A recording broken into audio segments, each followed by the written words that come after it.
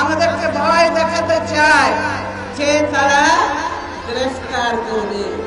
হাসিনা গ্রেফতারে ভয় পাই না, আমরা গ্রেফতারে ভয় পাই না।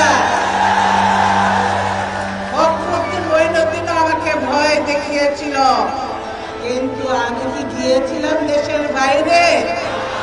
যাইনি।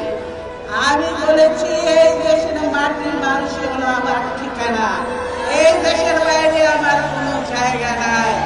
আমি এই দেশের মানুষকে ছেড়ে আমি কোথাও যাব না, আমি কোথাও চাই নাই এই দেশের জনগণকে ছেড়ে।